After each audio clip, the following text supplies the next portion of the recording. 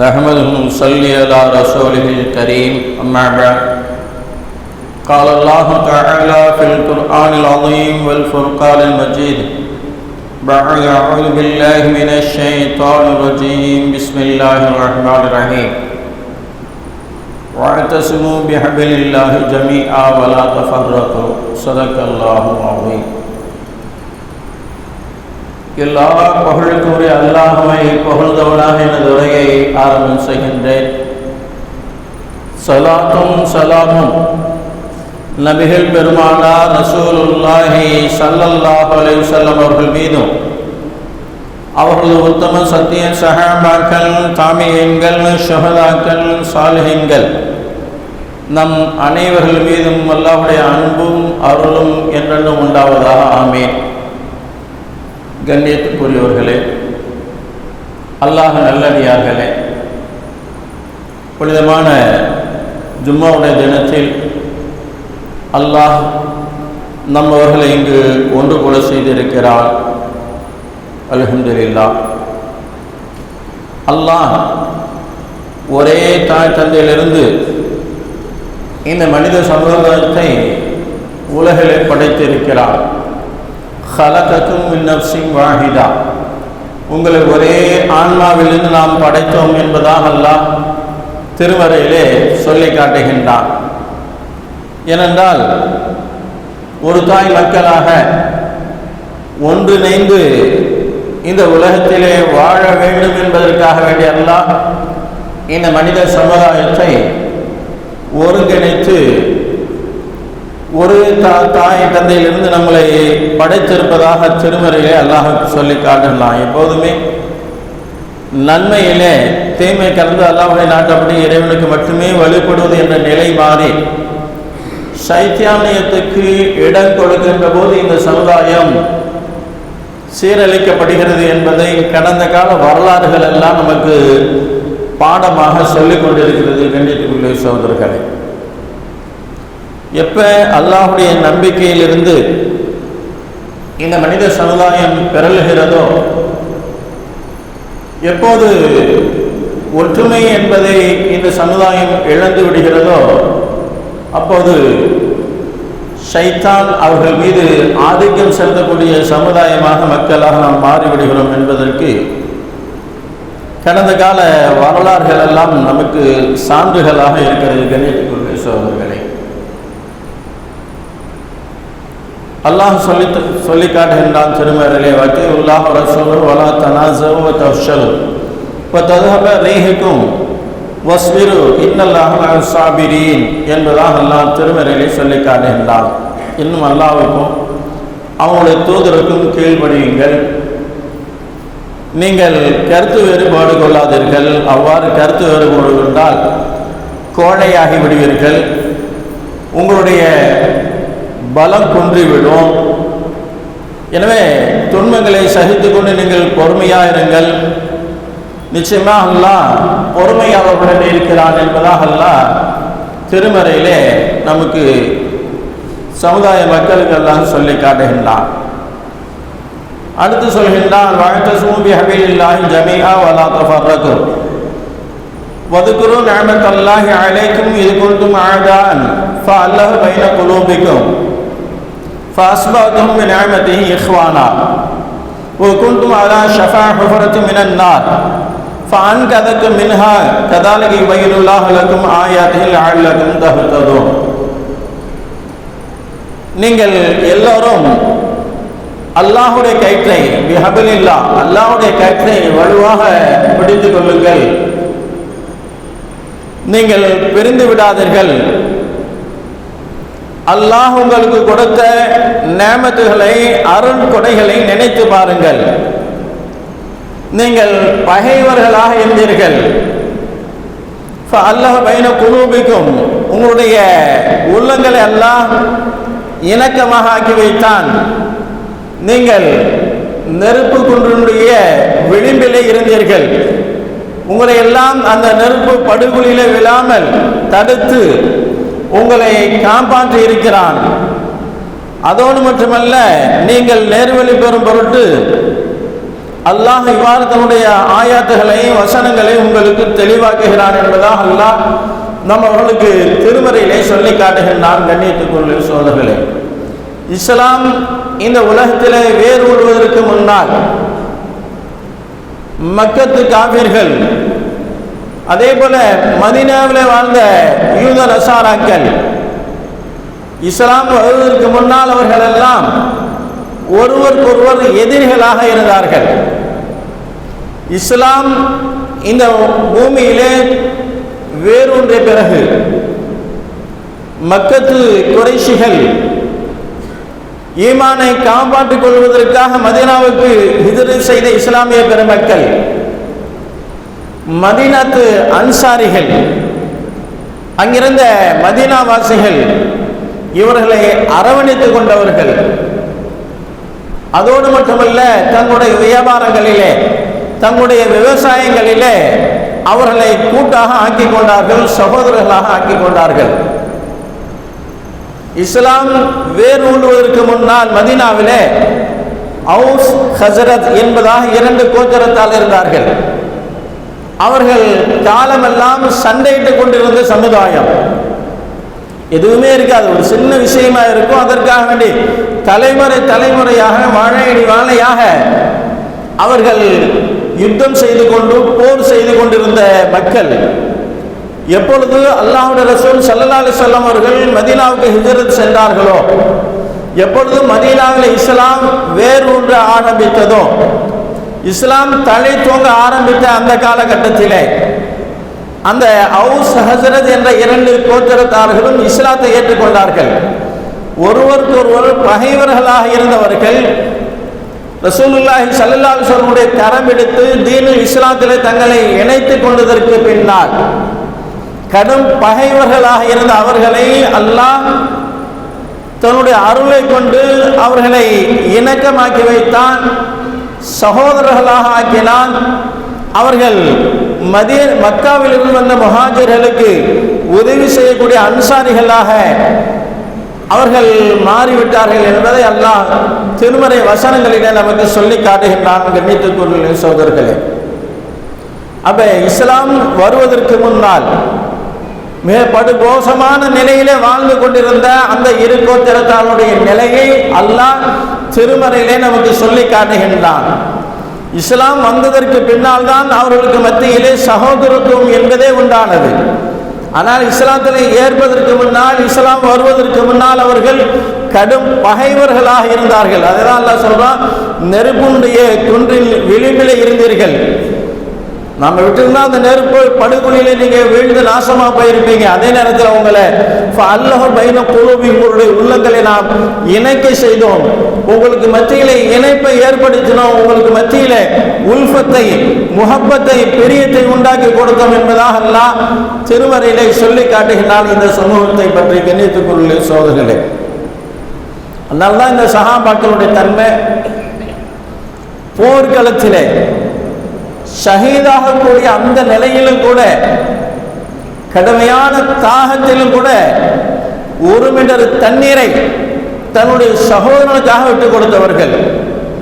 தாம் பருகலாம், ஆனாலும் தன்னை விட யுஸிரூன அலா அன்ஃபுஸிஹிம், தங்களை விட பிறரை தேர்ந்தெடுத்தவர்கள் சஹாபாக்கள் என்பதாக அல்லாஹ் திருமறையிலே அவர்கள் எப்படி செலாகித்து சிறப்பித்து சொல்லி காட்டுகிறான். கண்ணியத்துக்குரிய சகோதரர்களே, அத்தனை பெரிய சிறப்புக்குரியவர்களாக இந்த சஹாபாக்கள் ஆனார்கள். எப்படி? ஒன்றுபட்ட சமூகமாக இருந்ததனால், ஐக்கியமாக இருந்ததனால், அவர்களுக்கு மத்தியிலே பிளவுகள் இல்லை. கருத்து வேற்றுமைகள் என்பது மார்க்கத்திலே உண்டு, இருந்துச்சு சஹாபாக்கள் இடத்திலும்.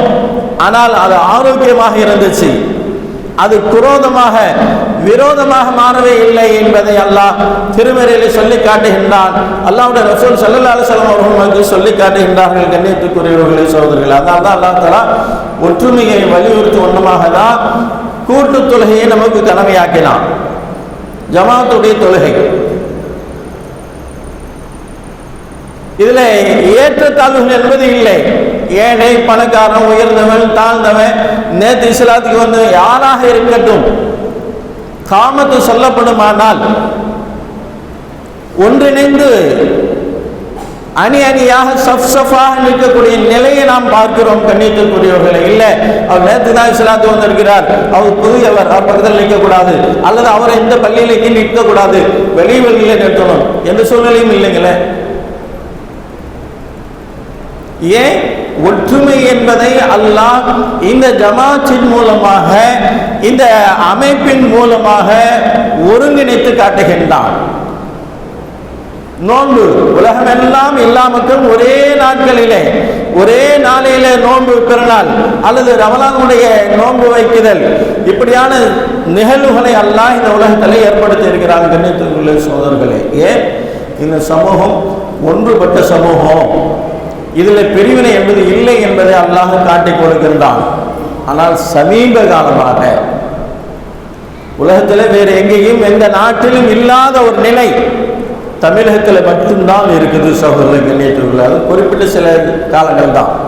இதற்கு முன்னாலாம் இந்த மாதிரி உண்டான பிரிவினைகள் என்பது இல்லை. சவுதியில் பிறை பார்த்ததாக அறிவிக்கப்பட்டால் நஜ்ரான் வாசிகளோ அல்லது தமாமில் இருக்கக்கூடியவர்களோ அல்லது ரியாத்தில் இருக்கக்கூடியவர்கள் அல்லது மதீனாவில் இருக்கக்கூடியவர்கள் நாங்கள் பிறைய பார்க்கல, அதனால ஏற்றுக்க மாட்டோம், மறுநாள் தான் பிறநாள் என்று யாருமே சொல்லலை இது வரைக்குமே. உலக நாடுகளில் நீங்கள் எடுத்து பாருங்க, தமிழகத்தை தவிர அதுவும் 9:30 மணிக்கு மேலே தான் பெற தெரியும். 30 வந்துட்டாவே அலர்ஜி அந்த அவர்களுக்கு. இப்படி ஒரு சமூகம் உலகத்தில் வாழ்ந்து கொண்டு இருக்கிறது. அதுவும் தமிழகத்தில் மட்டும்தான், வேற எங்கேயும் இந்த பிறை குழப்பம் என்ற தன்மை உலக நாடுகளில் எங்கேயுமே இல்லை. இஸ்லாமிய நாடுகள் எத்தனை இருக்கு? 82 நாடுகள் இருக்கு. எடுத்து பாருங்க. எல்லாம் ஒன்றுபட்டு ஒருங்கிணைந்து செயல்பட்டு கொண்டிருக்கக்கூடிய இந்த தருணத்தில் தமிழகத்துக்கு மட்டும்தான் இந்த முசீபத்து இன்னமும் விடவே இல்லை.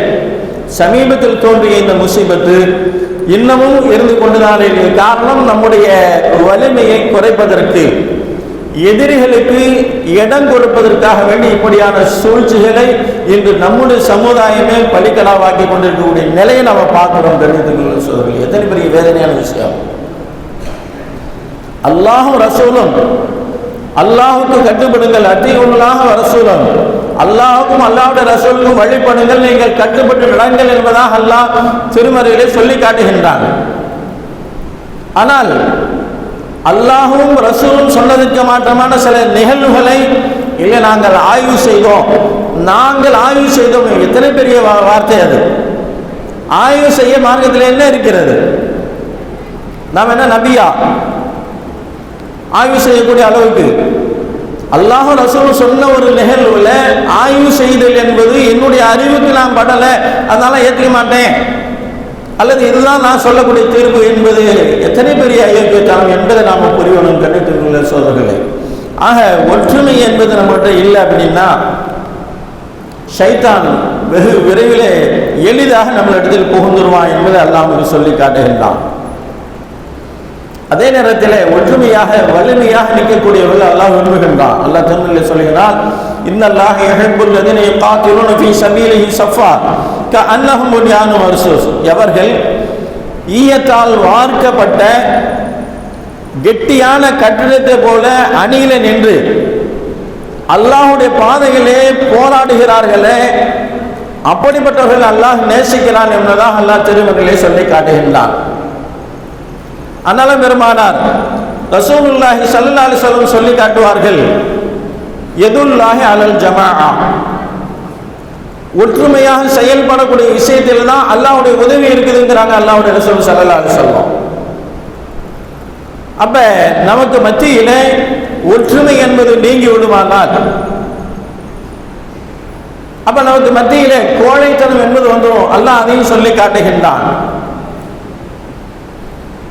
அதே நேரத்தில் அல்லாஹ்வுடைய ரசூல் ஸல்லல்லாஹு அலைஹி வஸல்லம் சொல்லி காட்டுறாங்க, நீங்கள் ஒற்றுமையாக ஒன்றுபட்டு செயல்படுவீர்களானால் அல்லாஹ்வுடைய உதவி உங்களுக்கு அதில் இருக்குது. ஜமாத்தாக செயல்படுவதிலே, ஒன்றுபட்டு நிற்கக்கூடிய விஷயங்களிலே அல்லாஹ் உங்களை நேசிக்கிறான், அல்லாஹ் உங்கள் மீது அருள் புரிகிறான், உங்களுக்கு அல்லாஹ்வுடைய உதவி என்று உண்டு என்பதாக அண்ணல் பெருமானார் ஸல்லல்லாஹு அலைஹி வஸல்லம் அவர்கள் சொல்லி காட்டுகின்றார்கள். கண்ணியத்துக்குரிய சகோதரர்களாக, ஒற்றுமையாக செயல்பட வேண்டியது மனிதனுடைய சாமர்த்தியம் அல்ல, இதுவும் அல்லாஹ்வுடைய கருணை, அல்லாஹ்வுடைய கிருபைதான் என்பது நம்ம உணரணும் சகோதரர்களே.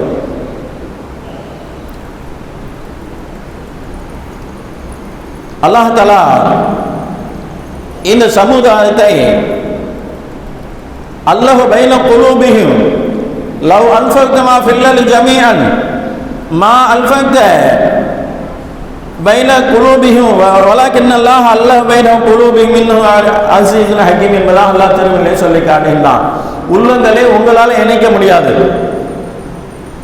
நீங்கள் இந்த வானத்துக்கும் பூமிக்கும் மத்தியில் இருக்கக்கூடிய உங்களுடைய எல்லா பொருளாதாரத்தையும் நீங்கள் செலவு செஞ்சாலும் இரு உள்ளங்களை இணைக்கக்கூடிய நிகழ்வு என்பது நம்மகிட்ட இருக்குங்கிறான் அல்லாஹ். நாம் பார்த்து அந்த உள்ளங்களை ஒன்றுபட செய்யலாம், நாம் பார்த்து பிரிக்கலாம். இதற்கு நம்முடைய அருள் வேண்டும். நம்முடைய அருள் இல்லாமல் உங்களுடைய உள்ளங்கள் என்பது ஒன்றுபடாது என்பதாக அல்லாஹ் சொல்லி காட்டுகிறான். கண்ணியத்துக்குரிய சகோதரர்களே, அப்ப எத்தனை பேர் பொருளாதாரங்களை செலவழித்தாலும் அந்த முஹப்பத் உல்ஃபத் என்பது அல்லாஹ் நாடினால்தான் ஏற்படும். அல்லாஹ்வுடைய நாட்டம் இல்லை. எத்தனை பேர் பொருளாதாரத்தை செலவழித்தாலும் அங்கே ஒன்றிணைதல் என்பது உல்ஃபத் என்பது ஏற்படாது என்பதை அல்லாஹ் திருமறையிலே நம்மவர்களை பார்த்து அல்லாஹ் சொல்லி காட்டுகிறான். கண்ணியத்துக்குரிய சகோதரர்களே, எப்பொழுதெல்லாம் இந்த சமூகம் ஒன்றுபட்டு இருந்ததோ அதுவரை இந்த பூமியிலே இஸ்லாமிய அரசாட்சிகள் என்பது நிலை பெற்று இருந்திருக்கிறது. எப்போது இந்த சமூகம் பிளவுபட்டதோ, எப்பொழுது காட்டி கொடுக்கக்கூடிய தன்மை இந்த சமூகத்திலே உருவானதோ, பகைமை என்ற உணர்வு எப்பொழுது இந்த சமூகத்திலே ஊடுருவியதோ அன்றிலிருந்து இந்த பூமியிலே இஸ்லாமிய சாம்ராஜ்யம் என்பது இல்லாமல் போக்கப்பட்டிருக்கிறது என்பதை கடந்த கால வரலாறுகள் நமக்கு சொல்லிக் கொண்டிருக்கிறது. சகோதரர்கள், சிந்தித்து பாருங்கள். அல்லாஹ்வுடைய ரசூல் ஸல்லல்லாஹு அலைஹி வஸல்லம் ஹிஜ்ரத் செல்கின்றார்கள் மக்காவில் இருந்து மதீனாவுக்கு. அவர்கள் கையில் எந்த பொருளாதாரமும் இல்லை. அதே நேரத்தில் மதீனாவுக்கு சென்றதற்கு பின்னால் அங்கிருந்த இஸ்லாமிய ஆட்சி முறை, அங்கிருந்த அன்சாரிகள் முஹாஜிர்கள் ஒன்றுபட்டு இந்த இஸ்லாத்தை உயர்த்துவதற்காக வேண்டி பல வழிகளிலும் அவர்கள் தங்களுடைய உயிர்களை தங்களுடைய பொருளாதாரங்களை தங்களுடைய ஆயுள் காலங்களை எல்லாத்தையும் செலவழித்தார்கள் தீனுக்காக வேண்டி. இப்ப தீன் வேரூன்ற ஆரம்பித்தது, வளர ஆரம்பித்தது. ஒன்றுமே இல்லாமல் மக்காவிலிருந்து வெளியேறிய அல்லாஹ்வுடைய ரசூல் ஸல்லல்லாஹு அலைஹி வஸல்லம் ஒரு 8 ஆண்டுகளுக்கு பின்னால் ஃபதஹ் மக்கா, மக்காவை வெற்றி கொள்ள வருகிறார்கள் சஹாபாக்களோடு. இப்பொழுது இஸ்லாமிய சாம்ராஜ்யம் ரசூலுல்லாஹி ஸல்லல்லாஹு அலைஹி வஸல்லம் கையிலே. அங்கிருந்த யூத நசாராக்கள் எல்லாம் தங்களை பின்வாங்கி கொண்டார்கள். இஸ்லாத்திற்கு ஆதரவு தந்தவர்கள், இஸ்லாத்துக்கு எதிராக இருந்தவர்கள் எல்லாம் அல்லாஹ்வுடைய ரசூலுக்கு கட்டுப்பட்டார்கள். அவர்களுக்கு மத்தியில் ஏதாவது சிறு சச்சரவுகள் பிரச்சனைகள் ஏற்படுமானால் நபியிடத்தில் வந்து முறையிடுவார்கள், மாற்றார்கள் கூட. அப்படிப்பட்ட நிலையை அல்லாஹ் மதீனாவிலே உருவாக்கினான். இப்போ ரசூலுல்லாஹி ஸல்லல்லாஹு அலைஹி வஸல்லம் அவர்கள் மக்காவிலே வெற்றி கொண்டதற்கு பின்னால் ஒரு காலத்திலே ஒன்றுமே இல்லாமல் சஹாபாக்கள் அங்கிருந்து வெளியேற்றப்பட்டவர்கள். இன்று அங்கு சஹாபாக்கள் அரசாட்சி செய்யக்கூடிய அளவுக்கு உயர்த்தப்பட்டார்கள் என்றால் அவருடைய ஒற்றுமை, அவருடைய வலிமையை காட்டுகின்றது இந்த நிகழ்வுகள் எல்லாம். எல்லாமே இழந்து நிர்கதியாக போனவர்கள் பொருளாதாரத்தை கொண்டு அல்லாஹ் தஆலா அவர்களை உயர்த்தினான். ஏன்? அவர்களுக்கு இருந்த ஒற்றுமை உணர்வு, அவர்களிடத்தில் இருந்த பிரியம், ஒருவருக்கொருவர் உதவக்கூடிய அந்த தன்மை, இவைகளை கொண்டு அந்த சமூகத்தை அல்லாஹ் இந்த உலகத்திலே படிப்படியாக உயர்த்தி காட்டினான் என்று நாம் பார்க்கிறோம். சில நாடுகளில் யுத்தங்கள் தோன்றிவிட்டால் அடுத்தடுத்த நாடுகளுக்கு அகதிகளாக செல்லக்கூடியவர்கள் தவிக்க வேண்டிய சூழ்நிலை. அரவணைக்கு ஆட்கள் இல்லை, பொருளாதாரம் இல்லை, உண்ண உணவு இல்லை, உடுத்துவதற்கு உடை இல்லை, சரியான கவனிப்புகள் என்பது இல்லை. ஆனால் உலகத்துக்கு முன்மாதிரியாக இருந்தவர்கள் மதீனத்து அன்சாரிகள். எதுவுமே இல்லாமல் நிர்கதியாக வலுக்கட்டாயமாக வெளியேற்றப்பட்ட முஹாஜிர்கள் மக்கத்து இஸ்லாமிய பெருமக்களுக்கு மதீனத்து அன்சாரிகள் அத்தனை உதவிகளையும் கொடுத்தார்கள்.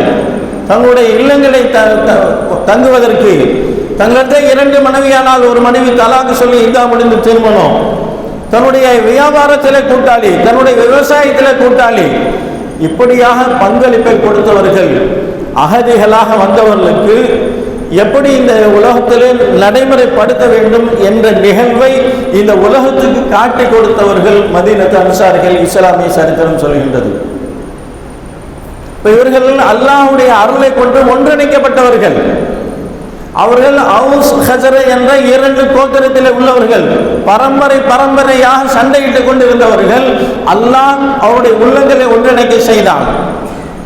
அவருடைய உள்ளங்களை உல்ஃபத்து பிரியத்தை போட்டான். அதனால் அவர்கள் ஆதரிக்கக்கூடிய தன்மையை அல்லாஹ் கொடுத்ததுனால அல்லாஹ் இன்று உலகத்தில் இஸ்லாத்தை போல அகதிகளுக்கு தீர்வு கண்ட மார்க்கம் எதுவுமே இல்லை. இன்னைக்கு அகதிகளால் எத்தனை பெரிய சிரமங்கள் ஒவ்வொரு நாடும் அனுபவிக்கிறது என்ற நிலையை நாம் பார்க்கிறோம். ஆனால் இஸ்லாம் அதற்கு சரியான ஒரு தீர்வை கண்டது, சரியான ஒரு முறையை இந்த உலகத்துக்கு அறிமுகப்படுத்தியது. சகோதரர்களை, கண்ணியத்திற்குரியவர்களே, அப்ப அல்லாஹ் சொல்வது போல பெரும்பெரும் சாம்ராஜ்யங்கள், பெரும்பெரும் இஸ்லாமிய அரசாட்சிகள் வீழ்த்தப்படுவதற்கு காரணம் மக்கள் மத்தியில் ஏற்பட்ட ஒற்றுமையின்மை, வேற்றுமை என்ற தன்மையினால்தான் இந்த இஸ்லாமிய சாம்ராஜ்யங்கள் எல்லாம் இல்லாமல் ஆக்கப்பட்டிருக்கிறது என்பதுதான் நிதர்சனமான உண்மை. கண்ணியத்துக்குரிய சகோதரர்களே, இந்த மாதிரி நிகழ்வுகள் கடந்த காலங்களிலே ஹஜ்ரத் அலி ரலியல்லாஹு அவருடைய ஆட்சி காலம், ஹஜ்ரத் அமீர் முஆவியா ரலியல்லாஹு அவர்களுக்கும் ஹஜ்ரத் அலி ரலியல்லாஹு அவர்களுக்கும் சில கருத்து வேற்றுமைகள் மார்க்கத்தின் அடிப்படையில். இந்த நிகழ்வை அறிந்து கொண்ட ரோமானிய மன்னன் ஹெர்கல் ஒரு கடிதம் அனுப்புகின்றான் அமீர் முஆவியா ரலியல்லாஹு அவர்களுக்கு. உங்களுக்கு உங்களுடைய கலீஃபா அலி ரலியல்லாஹு அவர்கள் பிரதிநிதித்துவம் கொடுக்கவில்லை, உங்களை வேற்றுமையாளராக, உங்களை விரோதியாக கருதுவதாக நாங்கள் அறிகிறோம். நீங்கள் விரும்பினால் எங்களுடைய படைகளை அனுப்பி அலி ரலியல்லாஹு அவர்களை கொலை செய்வதோ அல்லது நாடு கடத்துவதோ அல்லது கைது செய்வதோ சிறையில் வைப்பதோ இப்படி ஏதாவது ஒரு நிகழ்வை நாங்கள் ஒன்று பண்ணுகிறோம் என்பதாக ரோமானிய மன்னன் ஹெர்கல் கடிதம் அனுப்புகின்றான். அதை பார்த்த அமீர் முஆவியா ரலியல்லாஹு அவர்கள், இது எங்கள் இரு சகோதரருக்கு மத்தியிலே உள்ள சண்டை, நாங்கள் இருவரும் இஸ்லாமியர்கள், அல்லாஹ்வையும் ரசூலையும் ஏற்றுக்கொண்டவர்கள், இது எங்கள் இருவருக்கு மத்தியிலே உள்ள கருத்து வேற்றுமை. இன்று இருப்போம், நாளை செல்வோம், நாங்கள் ஒன்றாக இணைந்து கொள்வோம், இதில் தலையிட நீ யார், உன் வேலையை பார் என்பதாக பதில் கடிதம் அனுப்புகிறார்கள் அமீர் முஆவியா ரலியல்லாஹு அவர்கள். கண்ணியத்துக்குரியவர்களே, அப்ப எத்தனை பெரிய இஸ்லாமிய உணர்வு அவர்கள்ட்ட இருந்துச்சு. அவர்கள் நாடி இருந்தால் உடனே படை அனுப்புங்க, அலி ரலியல்லாஹு அவருடைய ஹிலாஃபத்தை போக்கணும், நான் கலீஃபாவாக வரணும், செஞ்சிருக்கலாம். இடம்பாடுகள் இருந்துச்சு. இல்லை, அத்தீஉல்லாஹ ரசூலா, அல்லாஹ்வுக்கும் அல்லாஹ்வுடைய ரசூலுக்கும் கட்டுப்படுங்கள் என்ற நிகழ்வை அந்த சஹாபாக்கள் கொண்டிருந்தார்கள். கண்ணியத்துக்குரிய சகோதரர்களே, அவருக்கு மத்தியில் இப்ப கருத்து வேற்றுமை இருந்துச்சு, ஆனா வெளியில கொண்டுட்டு வரல, அதை போய் கலீஃபா கிட்ட திணிக்கல, அதை கொண்டு போய் மற்ற மக்களிடத்துல புகுத்தல. சகோதரர்களே, மார்க்கம் என்ற பெயரிலே கருத்து வேற்றுமைகள் இருப்பதை அறிந்து மாற்றார்கள்.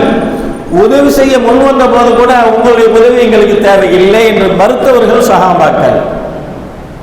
இப்படியாக உலகத்துக்கு நல்ல நெறிமுறைகளை கற்றுத்தந்தவர்கள், நல்ல சாம்ராஜ்யங்களை உருவாக்கி கொடுத்தவர்கள் இஸ்லாமியர்கள். கண்ணியத்துக்குரிய சகோதரர்களே, ஆனால் கடந்த கால வரலாறுகள் எல்லாம் நமக்கு படிப்பினைகளாக இருக்கிறது. ஆனால் சமீப காலத்தில் நிகழக்கூடிய நிகழ்வுகளை எல்லாம் நாம் பார்க்கிறோம். எந்த ஒரு நிகழ்வை சொன்னாலும், எந்த ஒரு தகவலை சொன்னாலும் அதற்கு மாற்றான ஒரு கருத்தை கொள்ளக்கூடிய நிலை தான் இன்னைக்கு நம்ம பார்க்கிறோம். ஒரு ஜமாத் ஒரு முடிவு எடுக்கிறது என்றால் அதற்கு கட்டுப்படக்கூடியவர்கள் சிலர்கள், பலரும் அதற்கு எதிர்ப்பு தெரிவிப்பது அல்லது ஜமாத்தை விட்டு பிரிவது. ஜமாத்தை விட்டு நாம் பிரிவோமானால் அது நமக்கு எத்தனை பெரிய நஷ்டம் என்பதை உணரும். கண்ணியத்திற்குரிய சகோதரர்களே, ஏனென்றால் தனித்து நிற்கக்கூடிய ஆட்டையோ மாட்டையோ தான் சிங்கம் அடிச்சு திண்டு போகுது. அப்ப ஷைத்தான் இலகுவா பிடிக்கிறது யார?